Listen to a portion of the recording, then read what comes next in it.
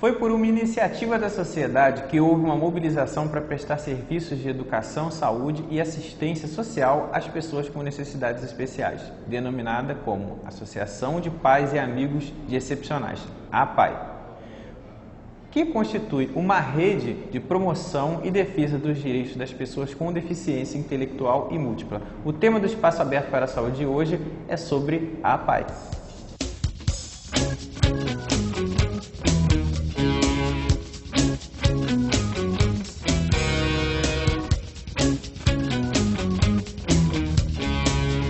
Segundo informações da APAE, a entidade surgiu diante da ineficiência do Estado em promover políticas públicas sociais que garantissem a inclusão dessas pessoas com necessidades especiais e suas famílias, garantida por direito como qualquer outro cidadão. Hoje, o Conselho Nacional de Educação, por exemplo, traz uma proposta de inclusão dessas pessoas na rede de ensino, como qualquer outro cidadão. E isso a gente acha que tem que ser mais discutido. Para falar sobre esse tema, hoje nós temos aqui a Norma Correia Pires. Ela é pedagoga e ela é responsável pela APAE Niterói. E a Elisângela Rocha da Silva, que é fonoaudióloga, que também trabalha na APAE Niterói e é formada pela Pestalozzi. Agradeço a presença de vocês, das senhoras aqui, obrigado pela presença. E a gente tem uma pergunta inicial aqui. Poderia falar um pouco para a gente, Norma, como funciona a APAE? Boa tarde. A APAE de Niterói, ela é uma entidade beneficente, sem fins lucrativos, que foi criada com o objetivo de promover a cidadania à pessoa portadora de deficiência. Ela atende a um público a partir de 0 ano de idade até a idade adulta, ilimitadamente. Ela tem uma estrutura com diversos setores que vão se adequar às deficiências que são apresentadas. Ela tem 2 núcleos, 2 instâncias principais, que são a sede, que se situa a Rua Professor Ismael Coutinho, sem número, centro de Niterói, aonde essa pessoa com deficiência chega a partir de 0 ano, ela vai ser atendida pela estimulação precoce, e ali ela vai passar por todos os setores até ela completar 18 anos de idade. Aos 18 anos, esse jovem ele é avaliado dentro da sua capacidade, do seu desenvolvimento, o que ele atingiu até então, para ser encaminhado para o nosso núcleo profissionalizante, que se situa na Rua Viçoso Jardim, número 30, Cubango. Ao chegar ao núcleo profissionalizante, esse núcleo profissionalizante ele não tem o objetivo de promover uma certificação profissional a esse jovem, mas sim de promover um treinamento profissionalizante que permita com que essa pessoa possa ter uma inserção no mercado de trabalho, né? Então, são promovidas oficinas protegidas, todo o trabalho é protegido, é acompanhado, e esse jovem ele é analisado dentro daquilo que ele apresenta, das habilidades dele, das aptidões dele. Ele é acompanhado pelos terapeutas para ver em qual oficina ele se enquadra melhor, ele se desenvolve, tem um melhor desempenho, que é para quando surge essa oportunidade do mercado de trabalho, ele está devidamente preparado e, quem sabe, até mais tarde, vira realmente a se especializar dentro daquela profissão, né? Dentro daquela área que ele se propôs a desenvolver. Norma, quando foi criada a APAE Niterói? A APAE de Niterói ela foi fundada em 2 de agosto de 1965, numa Assembleia Geral. E, desde então, ela passou a ser arregimentada pelos estatutos da Federação Nacional das APAEs. Nós temos no Rio de Janeiro, são 62 APAEs, e no Brasil todo tem mais de 2.000 seguramente. Nossa. E esse estatuto, ele é elaborado com base na legislação civil em vigor. No caso, a APAE de Niterói, ela atende só moradores de Niterói? Ou não? Não, ela não atende só alunos de Niterói. Pelos protocolos do SUS, essa política teria que ser voltada somente para moradores de Niterói. Não é? O repasse da verba, o subsídio, ele é destinado aos moradores de Niterói. e existe uma central de regulação para essa demanda e tudo mais.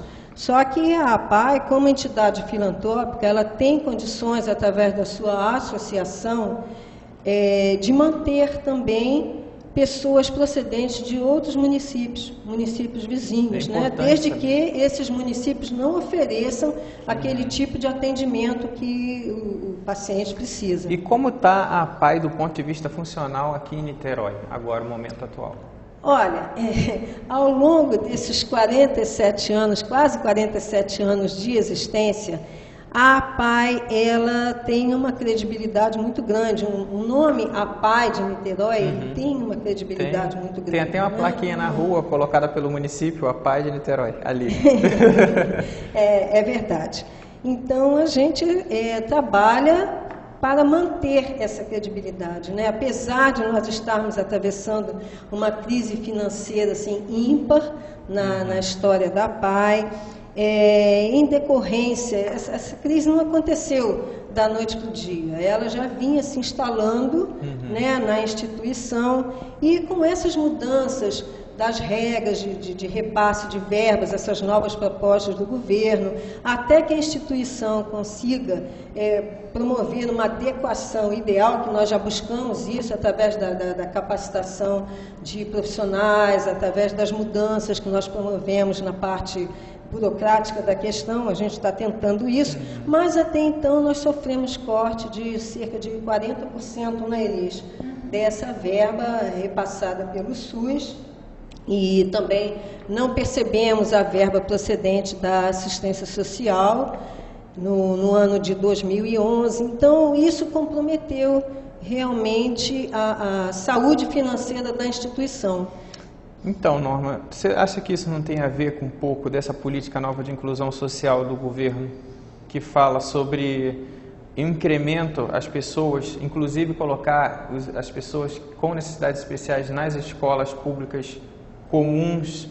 Como que a senhora vê esse movimento político? Acha que isso está atrapalhando um pouco a APAE? Ou não tem nada a ver?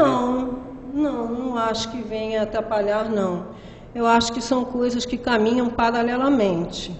Eu vejo dessa forma. Eu digo isso porque há fortes críticas, né? Porque, por exemplo, uma escola pública, ela não teria as especialidades de atendimento para um aluno especial como vocês têm na APAE, entendeu? É verdade.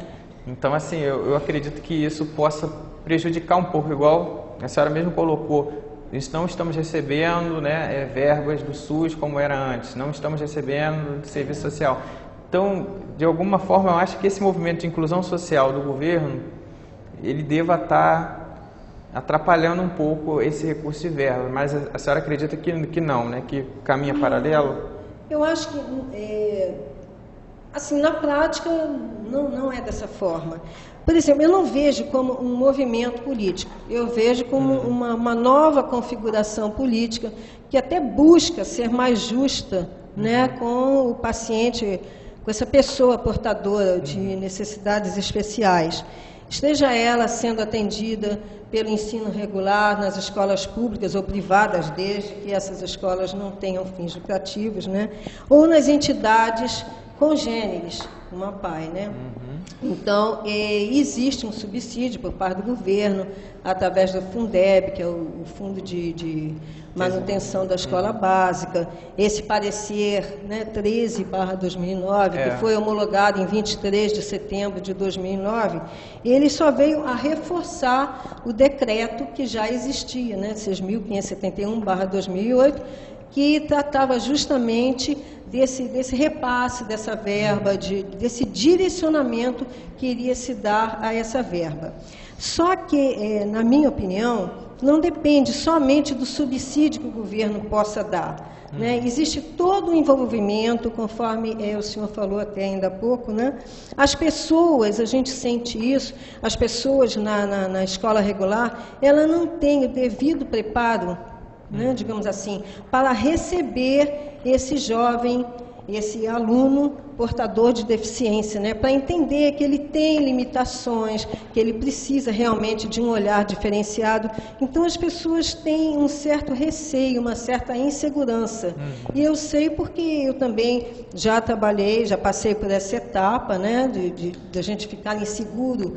Né? Meu Deus, vem uma pessoa portadora de necessidades especiais para a minha sala, e agora? Fica sempre a pergunta. Então, por mais que o governo busque os recursos, eu acho que o investimento maior está na qualificação dos profissionais que vão lidar humanos, com a pessoa deficiente. E qual foi a maior dificuldade enfrentada por vocês até o momento lá na APAE? Foi essa crise? Ou... Seguramente a dificuldade financeira, sem sombra de dúvida, né? Uma instituição, ela para funcionar com qualidade, ela precisa gozar de uma saúde financeira boa. São muitos investimentos que a gente tem que fazer. São equipamentos, material, qualificação profissional. Existe um todo, um conjunto de situações que, sem você ter condições financeiras para isso, você fica realmente de pé e mão amarrado, né? Então, a maior dificuldade no momento está em torno disso, tanto que nós estamos tentando mobilizar a sociedade, fazendo uma campanha mesmo que abracem a causa do deficiente, que vejam a APAE com outros olhos. Existe ainda muito preconceito por parte das pessoas. As pessoas não têm ainda muita ideia do que é ser deficiente, não imaginam que possam gerar descendentes deficientes ou que possam ter amanhã ascendentes também portadores de deficiência. As pessoas acham que nunca pode acontecer com elas. Mas é interessante a gente deixar isso, ressaltar, ajudem, né, a APAE Niterói, a gente está colocando o e-mail agora aqui da APAE, vocês podem entrar em contato. A gente mesmo aqui, enquanto professores dessa universidade, a gente já fez ações, aí já trabalhamos junto com a Norma, já fizemos doações de alimentos. Então, assim, é importante que a gente mantenha a instituição APAE funcionando, porque foi uma conquista, né? E mesmo com esse parecer, né, do 13 de 2009, do Conselho Nacional de Educação, eu acredito que não venha a favorecer de uma forma completa e efetiva a educação inclusiva de uma pessoa com necessidades especiais, conforme a APAE vem fazendo. Porque, como a própria professora Norma mesmo coloca, isso é difícil, porque tem que ter um jogo de cintura e tem que ter uma formação, né, profissional. Aí eu queria que a Elis falasse um pouquinho desse seu trabalho, Elis, como fonoaudióloga lá na APAE.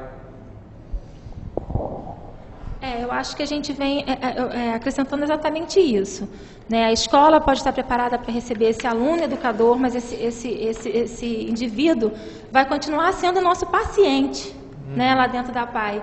É o nosso trabalho de base, de fonoaudiologia, terapia ocupacional, fisioterapia, que vai estar auxiliando a esse aluno estar na escola. Então, por mais que a gente inclua os nossos pacientes, os nossos alunos na rede pública ou na rede regular de ensino, ele vai sempre precisar do nosso apoio terapêutico.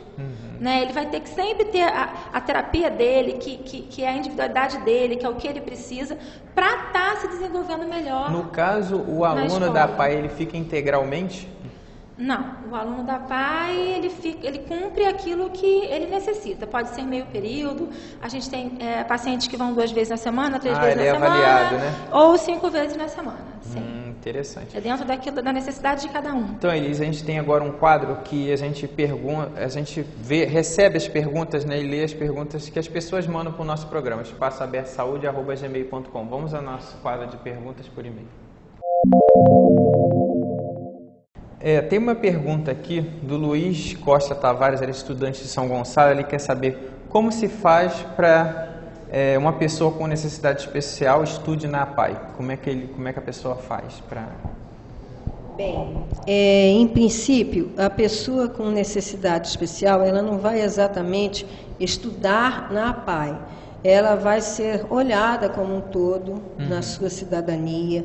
A APAE, ela promove um atendimento clínico, terapêutico, enfim. Esse indivíduo, ele vai receber todo tipo de atendimento, não apenas o pedagógico.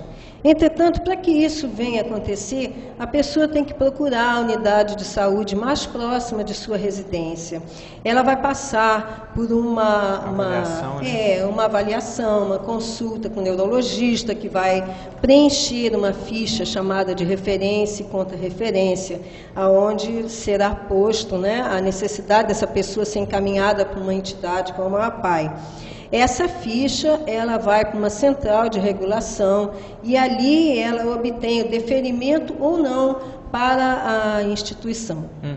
Tem uma segunda pergunta aqui da Sebastiana Lima, ela é servente de uma escola municipal. Ela quer saber, a APAE oferece cursos profissionalizantes para esse grupo de pessoas?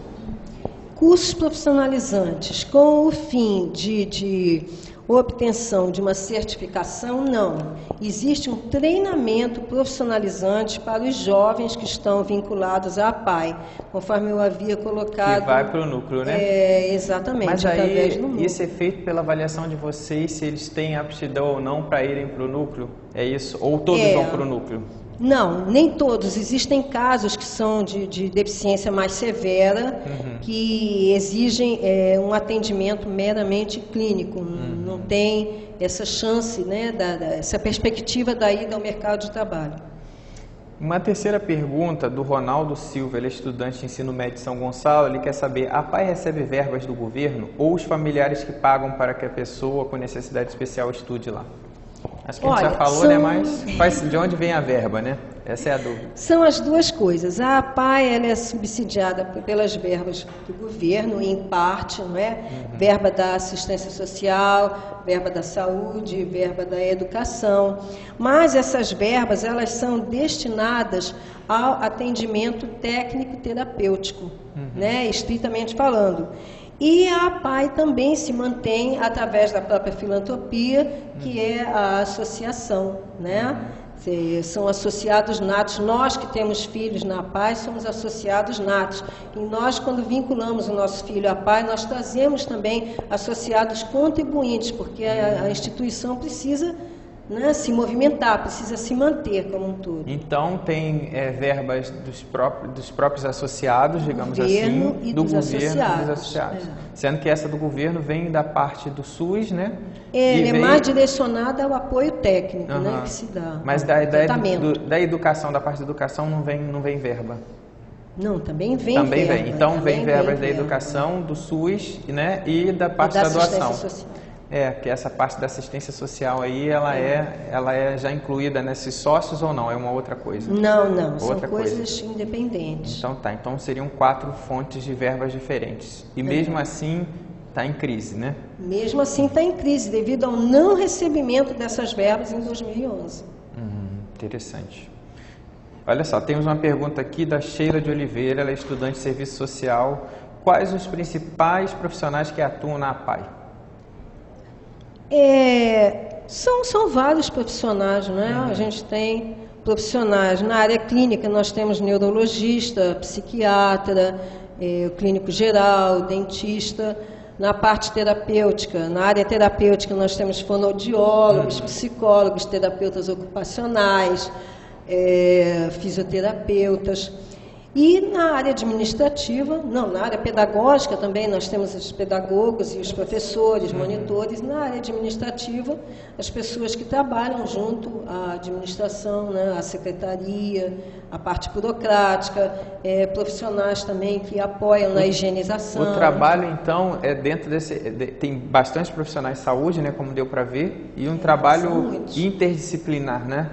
Aí a Elis poderia falar um pouquinho. Elis, como que é assim, o seu trabalho como fonoaudióloga na APAE? O que você faz especificamente? A gente trabalha inicialmente a particularidade de cada um, de serviço fonoaudiológico mesmo, de exercício orofacial, linguagem, né? Mas esse trabalho interdisciplinar é bem legal a gente estar ressaltando, né? A criança é sempre atendida por uma equipe, sempre tem uma equipe completa. Tem fisioterapia, terapia ocupacional, fisiorrespiratória, fonoaudiologia, pedagogia, terapia ocupacional. Esse trabalho interdisciplinar é que faz a nossa diferença. É o que leva a gente a fazer esse desenvolvimento no aluno.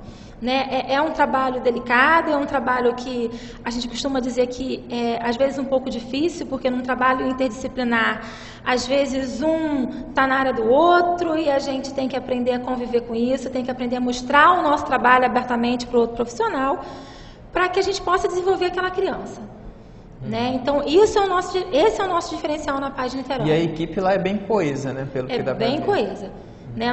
Nós temos diversos setores, em cada setor, em cada segmento, a gente tem essa gama de profissional, a mesma gama, fono, físio, DO, todos esses que eu já ditei. E eles vão passando por cada profissional ou é concomitante o trabalho? Alguns setores passam por cada profissional e alguns setores é concomitante. A estimulação precoce, por exemplo, a criança de 0 a 3 anos de idade, é um trabalho interdisciplinar mesmo. É um horário, são 2 horas de atendimento, mas dentro da sala tem todos esses profissionais com um grupo de criança. Então, realmente é o que acontece de trabalho interdisciplinar. É todos envolvidos no mesmo trabalho. Né? O que seria essa estimulação precoce para o pessoal de casa saber? Porque você tocou nesse ponto, eu fiquei curioso aqui também, acho que quem está assistindo. Com certeza. A estimulação precoce, que a gente chama de estimulação precoce, o essencial, é onde a gente pega a criança lá, o bebezinho, que chega para a gente às vezes com 1 mesinho, 2 mesezinhos, e faz todo o trabalho com ele para que ele não venha desenvolver futuramente algumas patologias que poderiam ser desenvolvidas. Né? Então, a gente faz com que eles cheguem mais perto do desenvolvimento normal, mesmo que eles tenham alguma deficiência. Às vezes é uma paralisia, às vezes uma hemiplegia, uma quadriplegia, não importa. O que a gente quer é que eles tenham um desenvolvimento mais próximo de normal. E quanto mais precoce a gente fizer isso, melhor vai ser o desenvolvimento dele no futuro. Interessante esse trabalho de vocês. Tem uma pergunta aqui da Joana Brades, ela é professora de São Gonçalo. Quantos estudantes há na PAI? No caso, quais as necessidades especiais são mais comuns? Número de estudantes da PAI, mais ou menos. Olha, a gente tem hoje na instituição 250, 43 a 250. E no caso, as necessidades especiais mais comuns que você citou aí, hemiplegia? Olha, a gente tem... a grande maioria das pessoas referenciou a gente pela síndrome de Down. Sim, temos bastante síndrome de Down, mas a gente tem também bastante encefalopata, que é a encefalopatia crônica da criança, que é aquela criança que sofreu alguma coisa no parto ou pós-parto, e leva a Mas o mais comum é Down? O mais comum é Down? Não, eu acho que fica numa mesma proporção. E a gente hoje já tem, né, contudo, outras síndromes, outras patologias, muita deficiência mental, que a gente chamava de deficiência mental, agora deficiência intelectual, né? E a gente tem outras síndromes que às vezes as pessoas acham que são poucas, mas que lá a gente vê que tem bastante criança. Então, principalmente fica difícil a gente definir. Temos mais... Essas relacionadas às deficiências cerebrais que você falou. Principalmente com deficiência intelectual. Já relacionada a essa coisa do parto, como você tinha colocado anteriormente, né? Sim, sempre é interessante a gente saber. É sempre o que a gente chama de múltipla deficiência, deficiência mental associada a uma outra deficiência física ou não. Porque não tem, né, como o cérebro está com algum problema, outras áreas vão ser afetadas. A importância dessa estimulação precoce, como você coloca, né? Exatamente. É interessante. E, no caso, a PAI, ela oferece alimentação para os estudantes de lá? Com certeza. A alimentação está incluída no nosso atendimento, no dia a dia. O paciente vem e ele, além dos atendimentos clínicos, terapêuticos e pedagógicos, ele também está inserido na parte nutricional da instituição. Professora Norma, para poder a gente fechar, tem uma pergunta aqui. Qual seria o grande desafio para a PAI atualmente? Tem que respirar antes de responder. O grande desafio atualmente é a gente vencer essa etapa, superar essa crise que se deflagrou na instituição e, mais do que qualquer coisa, a gente derrubar as barreiras do preconceito que ainda existe muito. Né? Infelizmente, a sociedade como um todo ainda é bastante preconceituosa em relação ao portador de deficiência. Né? Isso é um desafio que eu acredito que todas as instituições têm, vencer o preconceito. Laís, o que você pode colocar para a gente? A sua opinião, qual o grande desafio da PAI atualmente? Eu acho que é mais ou menos isso que ela falou, né? A gente superar essa crise que a gente vem passando agora. E, assim, eu gostaria de citar uma coisa que veio de um aluno nosso. De uma vez a gente fazendo um trabalho sobre escritores, autores de livro, e a gente estava trabalhando diversos autores, com os adolescentes a gente trabalhou Paulo Coelho, e a gente falou do alquimista e tal. E essa pessoa me respondeu exatamente isso, que a verdadeira alquimia da vida seria transformar preconceito em solidariedade. Entendeu? Eu acho que essa é a nossa grande conquista. Se a gente pudesse transformar isso, transpor o preconceito, entendeu? Trazer a solidariedade, e com isso a gente conseguir nivelar isso aí, né? Fala-se muito na inclusão, né? E o grande desafio é justamente a gente transformar essa inclusão no nosso cotidiano, né? A inclusão ela só vai realmente estar acontecendo quando ninguém mais fala nela.